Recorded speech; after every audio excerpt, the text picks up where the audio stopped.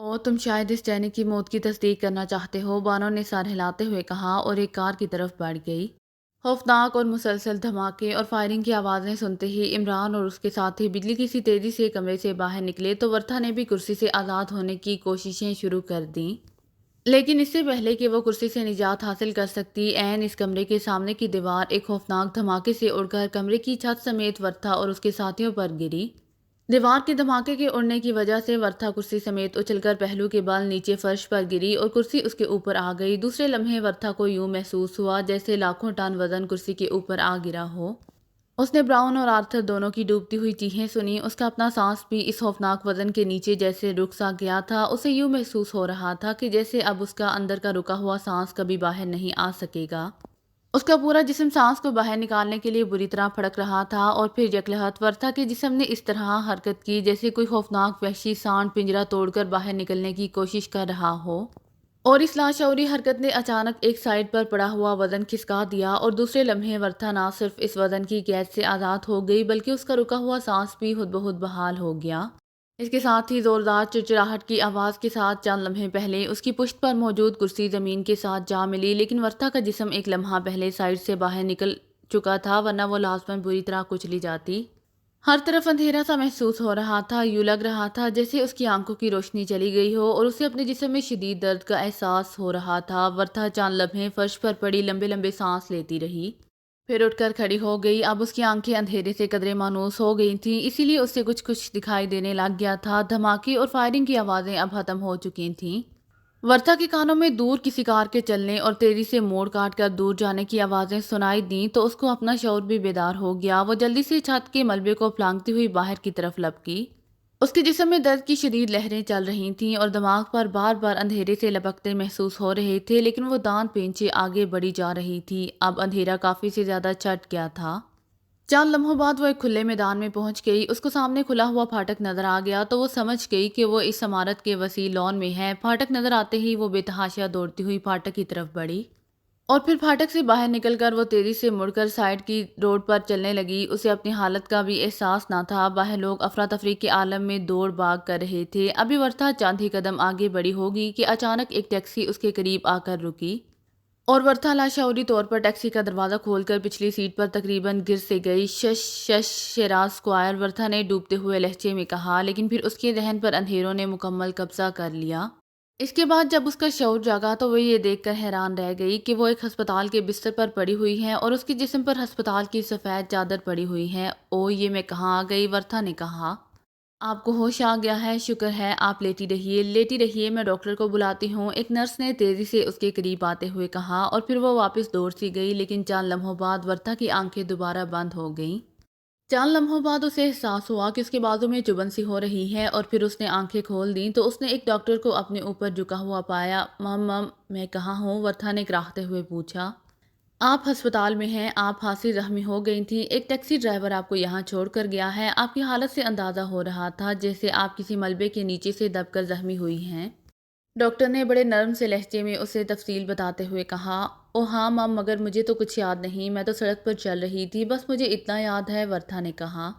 حالانکہ اسے عمران کی عمارت تباہ ہونے کا پورا واقعہ یاد آ گیا تھا، لیکن وہ بتاتے بتاتے یکلہت بات بدل گئی تھی۔ آپ دماغ پر زور نہ دیجیے، آپ کو کافی دیر بعد ہوش آیا ہے، ورنہ آپ مکمل طور پر خطرے سے باہر ہیں، 1-2 روز بعد آپ کو ہسپتال سے چھٹی مل جائے گی، ڈاکٹر نے اس کے بازو پر تھپکی دیتے ہوئے کہا اور پھر واپس مڑ گیا۔ ڈاکٹر کے جانے کے بعد ورتھا نے اپنے جسم پر پڑی ہوئی چادر ہٹائی اور جسم کو حرکت دینی چاہی تو اسے یہ محسوس کر کے بے حد خوشی ہوئی کہ اس کا جسم مکمل طور پر صحیح حرکت کر رہا تھا، البتہ بازو، ٹانگوں اور جسم پر جگہ جگہ بینڈیج کی گئی تھی۔ اس کے جسم پر ہسپتال کا لباس تھا۔ ورتھا اٹھ کر بیٹھ گئی اور پھر اس نے ادھر ادھر دیکھا۔ دوسرے لمحے وہ یہ دیکھ کر بری طرح چونک پڑی کہ اس کے بلاک کے بالکل سامنے والے بلاک میں جینی ایک بستر پر پڑی ہوئی تھی۔ اس کی آنکھیں بند تھیں اور ایک نرس اس کی کلائی میں انجیکشن لگا رہی تھی۔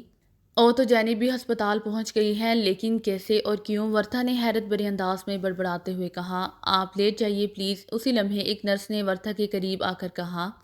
کوئی بات نہیں سسٹر، میں اس طرح زیادہ اچھا محسوس کر رہی ہوں۔ ہاں سسٹر، یہ تو بتائیے کہ یہ سامنے والے بلاک میں وہ جو دوسرے نمبر کے بیڈ پر مریضہ ہے، یہ کب یہاں آئی ہیں اور اسے کیا ہوا؟ ورتھا نے کہا۔ وہ 2 نمبر بیڈ والی یہ ایک کار کے حادثے میں زخمی ہوئی ہے۔ اس کے باقی ساتھی تو موقع پر ہی ہلاک ہو گئے تھے، لیکن یہ بچ گئی۔ البتہ اس کے سر پر شدید چوٹ آئی ہے اور یہ ابھی تک بے ہوش ہے۔ اور یہ پولیس کیس ہے۔ نرس نے جواب دیا، یہ کب یہاں آئی ہے؟ ورتھا نے پوچھا۔ بس آپ کے ساتھ تقریباً آئی ہے، 2 گھنٹے ہو گئے ہوں گے۔ ارے وہ تو ہوش میں آ رہی ہے۔ او ویری گڈ، نرس نے اچانک چونکتے ہوئے کہا۔ پھر وہ تیزی سے جینی کی طرف بڑھ گئی، کیونکہ جینی نے واقعی آنکھیں کھول دی تھیں، اور پھر کئی اور نرسیں اور ڈاکٹر اس کے قریب پہنچ گئے۔ انہوں نے دونوں طرف سے بستر کو گھیر لیا۔ ورتھا ایک طویل سانس لیتے ہوئے دوبارہ بستر پر لیٹ گئی۔ ڈاکٹر جب جینی کے بستر سے ہٹ گئے تو ورتھا نے گردن گھما کر دیکھا تو جینی اب پوری طرح ہوش میں تھی اور سر کو گھما کر ادھر ادھر دیکھ رہی تھی۔ ورتھا نے جلدی سے اپنا چہرہ مخالف سمت میں کر لیا تاکہ جینی اسے پہچان نہ سکے۔ تقریباً 10-15 منٹ بعد سینئر ڈاکٹر ایک نرس کے ساتھ بلاک کے راؤنڈ پر آیا۔ اس نے ورتھا سے رسمی باتیں کیں اور پھر ایک نرس کو اشارہ کیا تو نرس نے ہاتھ میں اٹھائی ہوئی پلیٹ ڈاکٹر کی طرف بڑھا دی۔ پلیٹ میں ایک سرنج موجود تھی۔ اس انجیکشن سے آپ کی صحت انتہائی تیز رفتاری سے بحال ہو جائے گی، ڈاکٹر نے انجیکشن اٹھا کر مسکراتے ہوئے کہا۔ اور پھر بڑے نرم انداز میں اس نے ورتھا کے بازو میں انجیکشن لگانا شروع کر دیا۔ ورتھا کو بڑا سکون سا محسوس ہونے لگا۔ اسے یوں محسوس ہو رہا تھا جیسے وہ انتہائی خوشگوار موسم میں کسی باغ میں جھولا جھول رہی ہو۔ اور پھر اس کی آنکھیں آہستہ آہستہ بند ہونے لگ گئیں۔ اسے یوں محسوس ہوا جیسے کوئی اسے تھپک تھپک کر سلا رہا ہو۔ اس نے زبردستی کھولنے کی کوشش کی، لیکن بے سود۔ اس کے ذہن پر آہستہ آہستہ سیاہ چادر پھیلتی جا رہی تھی۔ پھر اچانک ایک جھٹکے سے اس کی آنکھیں یوں کھل گئیں جیسے کسی نے زبردستی اس کی پلکیں ایک دوسرے سے جدا کر دی ہوں، اور پھر اس کا شعور بھی جاگ اٹھا۔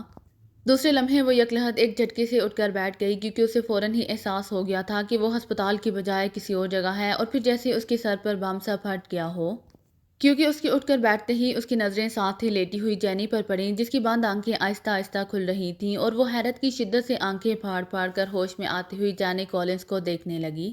وہ اس وقت ایک بڑے سے کمرے کے قالین پر بیٹھی ہوئی تھی۔ کمرہ ہر قسم کے ساز و سامان سے خالی تھا، اور اس کے سامنے موجود اکلوتا دروازہ بھی بند تھا۔ اسی لمحے جینی کے حلق سے حیرت زدہ آواز نکلی اور وہ بھی اٹھ کر بیٹھ گئی۔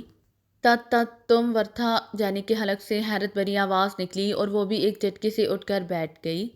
ہاں میں ہوں ورتھا، لیکن ہم تو ہسپتال میں تھیں، پھر یہاں کیسے آ گئیں؟ اور یہ کون سی جگہ ہے؟ ورتھا نے بھی حیرت بھرے انداز میں بڑبڑاتے ہوئے کہا۔ او ہاں، مجھے یاد آ رہا ہے کہ وہ ہسپتال تھا۔ ہاں لیکن کیا تم بھی ہسپتال میں تھی؟ جینی نے بھی حیرت بھرے انداز میں ادھر ادھر دیکھتے ہوئے کہا۔ ہاں میں تمہارے سامنے والے بلاک میں موجود تھی، تمہیں میرے سامنے ہوش آیا تھا اور نرس نے بتایا تھا کہ تم کسی کار کے حادثے کے نتیجے میں ہسپتال پہنچی تھی، ورتھا نے کہا۔ او ہاں وہ بانو تھی، یقیناً اس نے میری کار الٹائی تھی، میں اس کا خون پی جاؤں گی، مجھے اب یاد آ رہا ہے۔ جینی کا چہرہ یکلہت بگڑنے لگا۔ بانو وہ کون ہے؟ ورتھا نے حیرت بھرے انداز میں کہا۔ وہ نواب شہریار خان کی بیٹی ہے، لیکن تم ہسپتال کیسے پہنچ گئیں؟ کیا ہوا تھا تمہیں؟ جینی بے حیالی میں بات کرتے کرتے یکلہت موضوع بدل گئی، جیسے اسے اچانک خیال آ گیا ہو کہ یہ بات ورتھا کے سامنے نہیں کرنی۔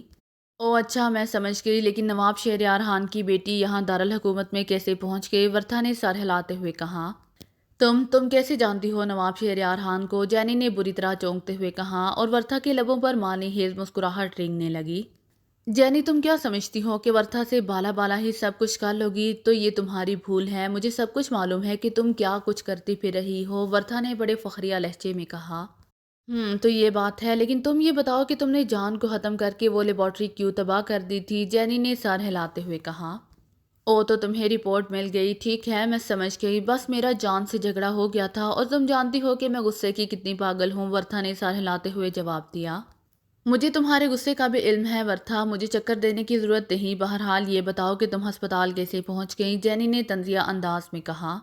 بس تھا ایک چکر، میں ایک تباہ ہوتی عمارت کے ملبے میں دب گئی تھی، ورتھا نے کہا۔ کک کک کیا تم رانا ہاؤس میں موجود تھی جس وقت وہ تباہ ہوا؟ جینی ورتھا کی بات سن کر یوں اچھل پڑی جیسے اس کے جسم کو اچانک طاقتور کرنٹ لگ گیا ہو۔ تم رانا ہاؤس کو کیسے جانتی ہو؟ اور تو کیا تباہی تمہاری وجہ سے ہوئی ہے؟ ورتھا کا بھی وہی حشر ہوا جو اس سے پہلے جینی کا ہوا تھا، اور وہ دونوں ایک دوسرے کو دیکھنے لگیں جیسے انہیں اس وجود پر یقین نہ آ رہا ہو۔ اس کا مطلب ہے کہ عمران واقعی گہرا آدمی ہے، اس کے متعلق جو کچھ بتایا گیا تھا وہ واقعی سچ ہے۔ چند لمحوں کی خاموشی کے بعد جینی نے بڑبڑاتے ہوئے جواب دیا۔ عمران تو تم ان حبشیوں کے ماسٹر عمران کی بات کر رہی ہو، وہ احمق سا نوجوان، ورتھا نے کہا۔ تم کس حیثیت سے وہاں گئی تھی؟ جینی نے اس کی بات کا جواب دینے کی بجائے الٹا سوال کر دیا۔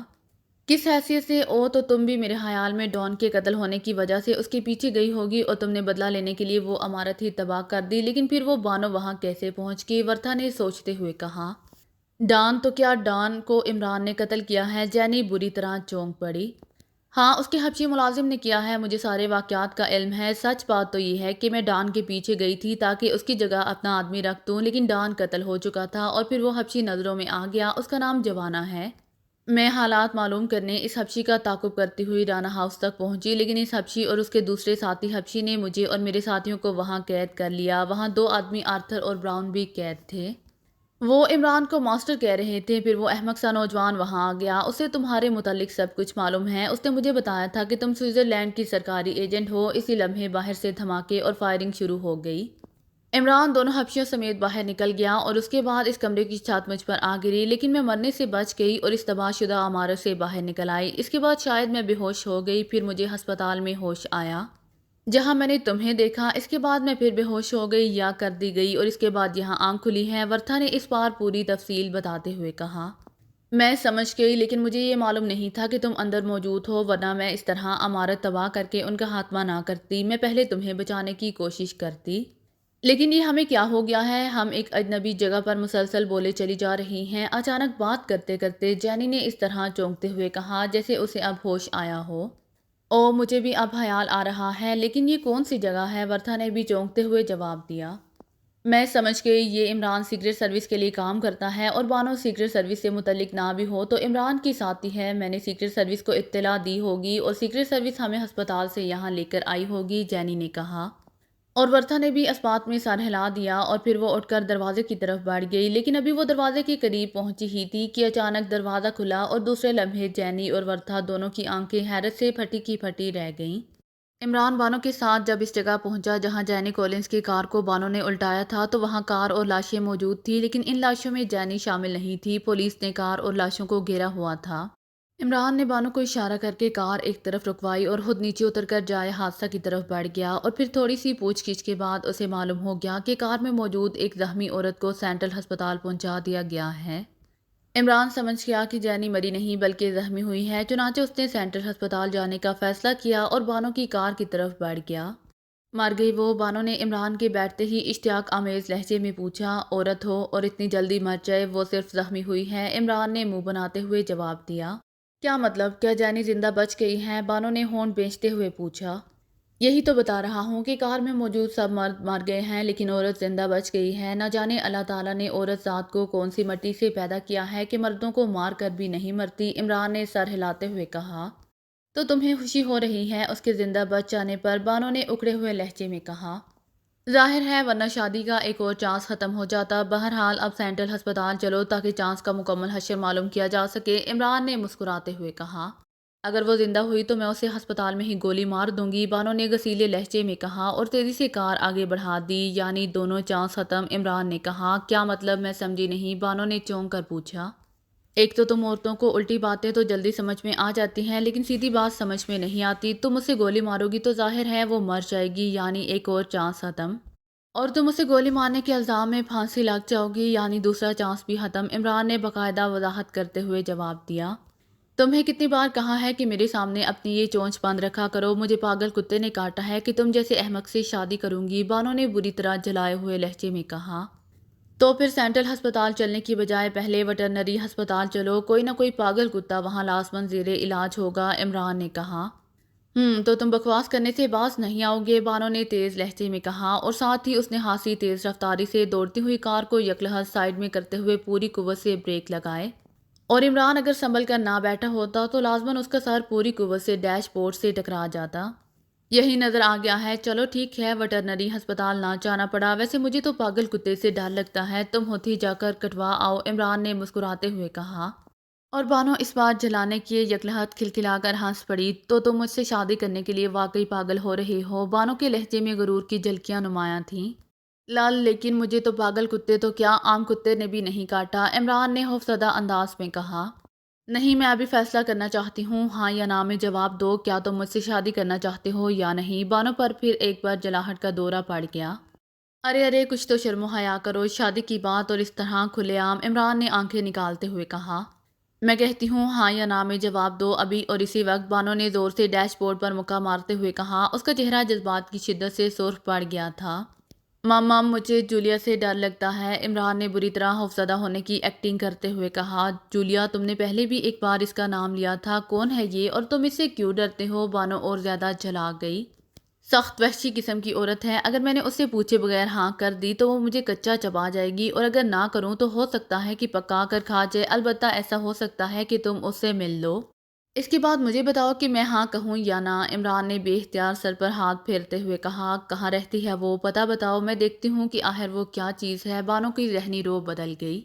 پہلے ہسپتال چلو، ایسا نہ ہو کہ وہ جانی زندہ بچ جائے، عمران نے کہا۔ او ہاں بالکل، پہلے اس کا خاتمہ ضروری ہے، بانو نے کہا اور کار کو ایک جھٹکے سے آگے بڑھا دیا۔ کوئی اسلحہ وغیرہ ہے یا راستے سے خریدتے جائیں، عمران نے بڑے معصوم سے لہجے میں کہا۔ تم خاموش بیٹھے رہو، اب اگر تم نے زبان ہلائی تو جانی سے پہلے میں تمہیں گولی مار دوں گی، تم نے میرا دماغ خراب کر دیا ہے، بانو نے غصیلے لہجے میں کہا، اور عمران ایک کونے میں سہم کر بیٹھ گیا۔ جیسے وہ واقعی خوفزدہ ہو گیا ہو۔ چند لمحوں بعد کار سینٹرل ہسپتال کے مین گیٹ میں داخل ہو گئی، اور پھر بانو نے جیسے ہی پارکنگ میں کار روکی، عمران نے بجلی کسی تیزی سے دروازہ کھولا اور نیچے اتر کر اس طرح ہسپتال کی طرف بھاگ پڑا جیسے اگر وہ ایک لمحے کے لیے بھی رک گیا تو اس پر قیامت ٹوٹ پڑے گی۔ عمران کو اپنے پیچھے بانو کی چیختی ہوئی آواز سنائی دی۔ وہ چیخ کر اسے رکنے کے لیے کہہ رہی تھی، لیکن ظاہر ہے عمران بھلا اب کہاں رکنے والا تھا۔ وہ ہسپتال کے استقبالیہ میں داخل ہوا تو استقبالیہ پر بیٹھی ہوئی لڑکی اسے اس طرح دوڑ کر اندر آتے دیکھ کر چونک پڑی۔ کیا بات ہے، کیا ہوا؟ استقبالیہ پر بیٹھی ہوئی لڑکی عمران کا چہرہ دیکھ کر پریشان انداز میں بولی۔ شش شش، شادی بچاؤ پلیز، وہ پاگل کتا، عمران نے اس طرح کہا جیسے وہ واقعی بری طرح گھبرایا ہوا ہو۔ شادی، پاگل کتا، لڑکی عمران کی بات سن کر اور زیادہ بوکھلا گئی۔ اسی لمحے عمران نے دور سے دوڑتی ہوئی بانو کی طرف اشارہ کیا، وہ ادھر ہی آ رہی تھی۔ دیکھو اسے روکو، یہ مجھ سے شادی کرنا چاہتی ہے، کہتی ہے کہ اسے پاگل کتے نے کاٹ لیا ہے، پلیز، عمران نے جلدی سے کہا، اور پھر گڑاب سے ساتھ والے دروازے میں گھس گیا۔ پاگل کتے نے کاٹ لیا ہے؟ او یہ تو بے حد خطرناک ہے۔ لڑکی بری طرح گھبرا کر اٹھ کھڑی ہوئی، اور پھر جب تک بانو کاؤنٹر تک پہنچتی اس نے جلدی سے کاؤنٹر پر رکھی ہوئی گھنٹی پر ہاتھ مارنے شروع کر دیے۔ کہاں گیا وہ نان سینس، کہاں گیا ہے؟ آج میں اس کا وہ حشر کروں گی، بانو نے انتہائی تیز لہجے میں کہا۔ وہ چونکہ غصے میں دوڑتی ہوئی آئی تھی اسی لیے اس کا چہرہ پسینے سے شرابور اور آنکھیں پھیل گئی تھیں۔ گھنٹی کی آواز سنتے ہی اسی لمحے دو گارڈ تیزی سے استقبالیہ لڑکی کے پاس پہنچے۔ اسے پاگل کتے نے کاٹ لیا ہے، جلدی سے اسے لے کر جاؤ اسپیشل وارڈ میں، جلدی سے، لڑکی نے گارڈ کے آتے ہی بری طرح چیختے ہوئے بانو کی طرف اشارہ کیا، جو اسی لمحے کاؤنٹر پر پہنچی تھی، اور گارڈز بانو پر اس طرح جپٹ پڑے جیسے اگر بانو ان کے ہاتھوں سے نکل کر بھاگی تو قیامت ٹوٹ پڑے گی۔ کیا کہہ رہی ہو؟ نان سینس، تمہیں پاگل کتے نے کاٹا ہوگا، چھوڑو مجھے ورنہ میں تمہیں کچا چبا جاؤں گی۔ بانو اس اچانک افتاد پر بری طرح بوکھلا گئی، لیکن گارڈز اسے بازو سے پکڑے تیزی سے اسپیشل وارڈ کی طرف گھسیٹنے لگے۔ اب تو بانو کا غصے کی شدت سے برا حال ہو گیا، وہ بری طرح چیخنے چلانے لگی، اور جیسے جیسے وہ چیختی جاتی ویسے ویسے ہی گارڈز اور وہاں موجود لوگوں کو یقین ہوتا گیا کہ واقعی اسے پاگل کتے نے کاٹ لیا ہے۔ بانو نے اپنے آپ کو چھڑوانے کی بے حد کوشش کی، لیکن گارڈز بھلا اس قدر سیریس کیس کو اتنی آسانی سے کیسے چھوڑ سکتے تھے؟ چنانچہ وہ اسے گھسیٹتے ہوئے اسپیشل وارڈ کی طرف لیتے گئے۔ شش شش، شکریہ مس، لیکن وہ پاگل نہیں ہے، اس نے تو مجھے کہا تھا کہ پاگل کتے نے کاٹا ہے جو تم سے شادی کروں، عمران نے بانو کے جاتے ہی اس دروازے سے باہر نکلتے ہوئے جس میں وہ پہلے گھس گیا تھا بڑے معصوم سے لہجے میں کہا، اور یہ کوئی اسٹور روم تھا اس لیے عمران نے اس کے دروازے کے اندر کھڑی ساری کارروائی دیکھ رہا تھا۔ کیا مطلب، کیا اس سے کتے نے نہیں کاٹا؟ اب تو استقبالیہ لڑکی اور زیادہ بوکھلا گئی۔ ارے کاٹ لیتا تو اب تک شادی نہ ہو چکی ہوتی، ویسے یہ بتا دوں کہ وہ نواب شہریار خان کی اکلوتی لڑکی بانو ہے، ایسا نہ ہو کہ تمہارے ہسپتال پر قیامت ٹوٹ پڑے، عمران نے بڑے مطمئن انداز میں کہا۔ نواب شہریار خان کا نام سنتے ہی لڑکی کا رنگ زرد پڑ گیا، کیونکہ وہ جانتی تھی کہ نواب شہریار خان سینٹرل ہسپتال کو عطیات دینے والوں میں نہ صرف سر فہرست ہیں بلکہ وہ ہسپتال کی اعزازی کونسل کے تاحیات صدر بھی ہیں۔ چنانچہ دوسرے لمحے وہ تیر کی طرح کاؤنٹر سے نکل کر بے تحاشا انداز میں دوڑتی ہوئی اسپیشل وارڈ کی طرف لپکی، ساتھ ساتھ وہ لاشعوری طور پر چیختی جا رہی تھی کہ وہ پاگل نہیں ہے، وہ پاگل نہیں ہے۔ اور ہسپتال کے اس حصے میں موجود ہر شخص حیرت بھرے انداز میں یہ سارا ڈرامہ دیکھ رہا تھا۔ عمران اب بڑے مطمئن انداز میں آگے بڑھ گیا، اسے معلوم تھا کہ بانو کو پاگل کتے کے کاٹنے والے انجیکشن لگنے سے پہلے ہی استقبالیہ لڑکی اسپیشل وارڈ میں پہنچ جائے گی، ورنہ اسے خطرہ تھا کہ ڈاکٹروں نے فوراً ہی اسے انجیکشن لگانے شروع کر دینے ہیں، اور اس کے بعد ظاہر ہے بانو کا جو حشر ہونا تھا وہ ازہر من الشمس تھا۔ ہسپتال کے ایمرجنسی وارڈ میں داخل ہو کر عمران سیدھا ڈاکٹر بلال کے کمرے میں پہنچ گیا۔ ڈاکٹر بلال ایمرجنسی شعبے کا انچارج تھا اور عمران سے اچھی طرح واقف تھا۔ او عمران صاحب، آپ اور یہاں؟ ڈاکٹر بلال اچانک اپنے سامنے عمران کو دیکھ کر بوکھلا کر اٹھ کھڑا ہوا۔ ہاں، مجھے X2 نے بھیجا ہے۔ یہ بتاؤ کہ ایلنگٹن روڈ پر کار کے حادثے میں زخمی ہو کر کوئی لڑکی آئی ہے تمہارے شعبے میں؟ عمران نے سنجیدہ لہجے میں کہا۔ ہاں ہاں آئی ہے، لیکن وہ ابھی تک بے ہوش ہے، مگر اس کی حالت خطرے سے باہر ہے۔ ڈاکٹر بلال نے بھی سنجیدگی اختیار کرتے ہوئے کہا۔ ظاہر ہے X2 کا نام درمیان میں آنے کے بعد سنجیدہ ہونا لازمی تھا۔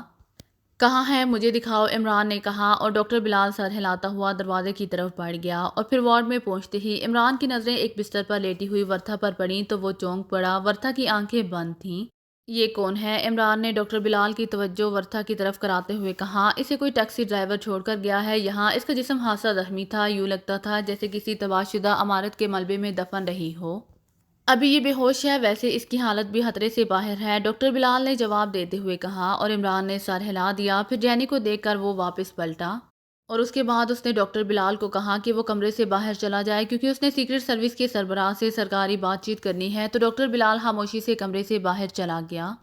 چونکہ ڈاکٹر بلال کا ٹیلی فون ہسپتال ایکسچینج سے منسلک نہیں تھا بلکہ ڈائریکٹ نمبر تھا، اسی لیے عمران کو تسلی تھی کہ بات چیت کہیں چیک نہ ہو سکے گی۔ اس نے دانش منزل کا نمبر ملایا۔ X2 رابطہ قائم ہوتے ہی دوسری طرف سے بلاک 0 کی مخصوص آواز سنائی دی۔ عمران بول رہا ہوں، میری بات غور سے سن لو، تفصیلات وہیں آ کر بتاؤں گا، عمران نے انتہائی سنجیدہ لہجے میں کہا۔ جی فرمائیے، بلاک 0 نے اس بار مودبانہ لہجے میں جواب دیتے ہوئے کہا، اور عمران نے اسے ہدایات دیں کہ وہ ڈاکٹر بلال کو فون کر کے جانی کولنز اور ورتھا دونوں لڑکیوں کو دانش منزل بلوا کر انہیں اسپیشل گیسٹ روم میں رکھے، اور ڈاکٹر بلال سے کہہ دے کہ وہ انہیں طویل بے ہوشی کے انجیکشن لگا دے۔ اس کے علاوہ دانش منزل میں جب وہ پہنچے تو انہیں FR3 کے انجیکشن لگا دیے جائیں۔ اس کے ساتھ ہی اس نے جینی اور ورتھا کے بیڈ نمبر بلاک 0 کو بتا دیے اور پھر ریسیور رکھ کر کمرے سے باہر نکل آیا۔ ڈاکٹر بلال شاید راؤنڈ پر چلا گیا تھا کیونکہ وہ باہر کہیں نظر نہیں آ رہا تھا۔ ویسے اب عمران کو اس کی ضرورت نہیں رہی تھی، بلاک 0 اب خود ہی سارا کام سنبھال لے گا۔ چنانچہ وہ تیزی سے بیرونی دروازے کی طرف بڑھ گیا۔ ایک لمحے کے لیے اسے خیال آیا کہ وہ بانو کا پتہ کر لے، لیکن پھر اس نے یہ خیال ترک کر دیا کیونکہ بانو ہاں گلے پڑ رہی تھی۔ اس لیے عمران سیدھا مین گیٹ سے نکل کر کمپاؤنڈ گیٹ کی طرف بڑھ گیا تاکہ باہر سے ٹیکسی حاصل کر لے، لیکن وہ ابھی گیٹ تک نہیں پہنچا تھا کہ اسے اپنے پیچھے انتہائی تیز رفتاری سے آتی ہوئی کار کی آواز سنائی دی۔ یہ آواز یکلہت اس کے عین پیچھے سنائی دی اور عمران نے مڑ کر دیکھنے کی بجائے بجلی سے بھی زیادہ تیزی سے سائیڈ میں چھلانگ لگا دی۔ اسی لمحے کار کے بریک لگنے کی تیز آواز سنائی دی اور عمران جب چھلانگ لگا کر سیدھا ہوا تو اس نے دیکھا کہ یہ بانو کی کار تھی۔ تم بچ گئے، کاش تم نیچے آ جاتے، بانو نے کار کی کھڑکی سے چیختے ہوئے کہا۔ تو پھر تمہارا چانس بھی ختم ہو جاتا، میرا کیا جاتا، عمران نے مسکراتے ہوئے کہا۔ ادھر آؤ، بیٹھو، ابھی مجھے تم سے سارا حساب چکانا ہے، تم نے مجھے بہت ذلیل کیا ہے، بانو نے جھلائے ہوئے انداز میں کہا، اور عمران اس کا چہرہ دیکھ کر ہی سمجھ گیا کہ بانو اب اسے آسانی سے نہیں چھوڑے گی۔ اس لیے وہ کندھے اچکاتا ہوا آگے بڑھ گیا اور کار کی دوسری طرف سے گھوم کر سائیڈ سیٹ پر بیٹھ گیا۔ بانو کی کار نے چونکہ گیٹ کو گھیرا ہوا تھا اور دونوں طرف سے ٹریفک تقریباً رک گئی تھی، اسی لیے بانو نے عمران کے بیٹھتے ہی تیزی سے کار آگے بڑھائی اور پھر گیٹ کراس کر کے آگے بڑھنے کی بجائے اس نے کار سائیڈ پر روکی اور انجن بند کر کے وہ عمران کی طرف اس طرح مڑ کر بیٹھ گئی جیسے استانی کسی نالائق بچے کو سزا دینے کے لیے اس کی طرف متوجہ ہوتی ہے۔ بانو کے چہرے پر شدید غصے کے آثار تھے۔ مم مجھے معاف کر دو مم، میرا کوئی قصور نہیں ہے، وہ لڑکی ہی پاگل تھی، کہتی تھی کہ مجھے پاگل کتے نے کاٹ رکھا ہے، اسی لیے مجھ سے شادی کر لو۔ مم میں نے تو کہا تھا کہ بانو آ رہی ہے، اس سے پوچھ لو، عمران نے بری طرح سہمے ہوئے لہجے میں کہا۔ تم نے مجھے ذلیل کرایا ہے عمران، اگر وہ لڑکی میرے والد کو نہ جانتی ہوتی تو ڈاکٹر لازمن میرے پیٹ میں انجیکشن لگانا شروع کر دیتے، وہ میری ایک بات بھی نہ سن رہے تھے، بانو نے جھلائے ہوئے انداز میں کہا۔ لگ جاتے تو اچھا تھا، میں نے سنا ہے کہ جدید ریسرچ کے مطابق اب شادی سے پہلے عورتوں کو یہ انجیکشن لازمن لگانے کے لیے قانون پاس ہو رہا ہے تاکہ مرد بیچارے شادی کے بعد کچھ دن تو سکون سے گزار سکیں۔ ویسے ایک بات ہے بانو، اگر یہ کورس سالانہ ہو جائے تو زیادہ بہتر ہے، کیا خیال ہے تم اور میں مل کر اس بارے میں ایک پریس کانفرنس نہ کر دیں، کیونکہ آج کل پریس کانفرنس بھی فیشن میں شامل ہو گئی ہے، عمران نے بڑے معصوم سے لہجے میں جواب دیتے ہوئے کہا۔ اس کے لہجے میں نہ جانے کیا بات تھی کہ بانو کا غصے سے بگڑا ہوا چہرہ تیزی سے بحال ہونے لگ گیا۔ تم یقیناً دنیا کی سب سے بڑے اداکار بن سکتے ہو، ایسی اداکاری کرتے ہو کہ سارا غصہ ہی ختم ہو جاتا ہے، بانو نے اس بار کھلکھلا کر ہنستے ہوئے کہا۔ خدایا تیرا لاکھ لاکھ شکر ہے، تم نے مس بانو کو تو کچھ دیر کے لیے ہی صحیح اتنی عقل تو دے ہی دی کہ بغیر مطلب پوچھے وہ بات سمجھ گئی، عمران نے ایک طویل سانس لیتے ہوئے کہا۔ اس جیری کا کیا ہوا؟ میں تو غصے کے مارے واپس آ گئی اور میں نے فیصلہ کر لیا تھا کہ تمہیں کار کے نیچے دے کر کچل دوں گی، بانو نے کہا۔ اسے ہسپتال سے بے ہوشی کے عالم میں اغوا کر لیا گیا ہے، اسی لیے وہ چانس تو ہمیشہ کے لیے ختم ہو گیا، لیکن اب بھی 2 چانس رہ گئے ہیں، تمہارا اور جولیا کا۔ ویسے مس بانو، کیا ایسا نہیں ہو سکتا کہ تم دونوں ٹاس کر لو تاکہ میں بھی دنیا کے مظلوم ترین مردوں کی صف میں شامل ہونے کا اعزاز حاصل کر لوں؟ عمران نے منہ بناتے ہوئے کہا۔ اس نے جان بوجھ کر جولیا کا حوالہ دیا تھا کیونکہ بانو سے جان چھڑانے کا اسے فی الحال یہی راستہ نظر آ رہا تھا کہ وہ اسے جولیا کے گلے ڈال کر خود فرار ہو جائے۔ ایسا کرو کہ تم اس جولیا سے ہی شادی کر لو، بانو نے کار سٹارٹ کرتے ہوئے کہا۔ تو کر لوں، اجازت ہے؟ عمران نے مسکراتے ہوئے پوچھا۔ پہلے مجھے دکھاؤ تو صحیح، آخر یہ جولیا ہے کون؟ کوئی بوڑھی میم ہوگی، بانو نے دانت پیستے ہوئے کہا، اور عمران عورت کی نفسیات پر دل ہی دل میں ہنس پڑا۔ ارے تم نے کہاں دیکھا ہے اسے؟ عمران نے حیرت بھرے لہجے میں کہا۔ تو کیا واقعی وہ بوڑھی ہے؟ پھر آخر تمہیں کیا مصیبت پڑی ہے اس سے شادی کرنے کی؟ بانو نے جھلائے ہوئے انداز میں کہا۔ ارے تو وہ مانتی تھوڑی ہے کہ وہ بوڑھی ہے، کہتی ہے کہ میری عمر صرف 16 سال ہے۔ یہ تو میک اپ کے جعلی سامان کی وجہ سے چہرے پر جھریاں پڑ گئی ہیں اور بازاری ہیئر کریمیں لگانے کی وجہ سے سر کے بال جھڑ گئے ہیں، اور زیادہ ورزش کرنے کی رد عمل کی وجہ سے جسم بوڑھا ہو گیا ہے، عمران نے منہ بناتے ہوئے جواب دیا، اور بانو بے اختیار ہنس پڑی۔ اس کی آنکھوں میں ابھرنے والی چمک دیکھتے ہی عمران کو بے اختیار اپنے سر پر ایک بار پھر ہاتھ پھیرنا پڑا، کیونکہ چمک بتا رہی تھی کہ مذاق مذاق میں ایک اور مستقل عذاب اس کے گلے پڑنے والا ہے۔ اب تو میں ضرور اس سے ملوں گی، کہاں ہے اس کا گھر؟ بانو نے مسرت بھرے لہجے میں کہا۔ اس کے ساتھ ہی وہ بیک مرر میں بار بار اپنا چہرہ بھی دیکھتی جاتی تھی۔ ہاں بالکل ملو، اور سنو، میں ساتھ نہیں جاؤں گا ورنہ وہ تمہیں میرے ساتھ دیکھتے ہی گولی مار دے گی، بس ایسی ہی جذباتی عورت ہے وہ، عمران نے کہا، اور ساتھ ہی اس نے بانو کو جولیا کے فلیٹ کا پتہ بھی بتا دیا۔ مجھے گولی مار دے گی؟ اس بڑھیا کی یہ جرت! میں اس کا خون نہ پی جاؤں گی؟ بانو کو ایک بار پھر غصہ آنے لگا۔ ارے تم خون بھی پیتی ہو؟ مم میرا خون تو بہت کڑوا ہے، مجھے ممی نے بچپن میں نیم کا عرق بہت پلایا ہے، عمران نے سہمے ہوئے انداز میں کہا، اور بانو ایک بار پھر کھلکھلا کر ہنس پڑی۔ میں اس بوڑھی میم کی بات کر رہی ہوں، بانو نے سر ہلاتے ہوئے کہا۔ بانو پلیز مجھ پر احسان کرو کہ کسی طرح میری جان اس سے چھڑا دو، عمران نے رو دینے والے لہجے میں کہا۔ اگر آپ کو میری ویڈیو پسند آئے تو please like, share and subscribe کرنا مت بھولیے گا، جزاک اللہ۔ اگر آپ کو میری ویڈیو پسند آئے تو please like, share and subscribe کرنا مت بھولیے گا۔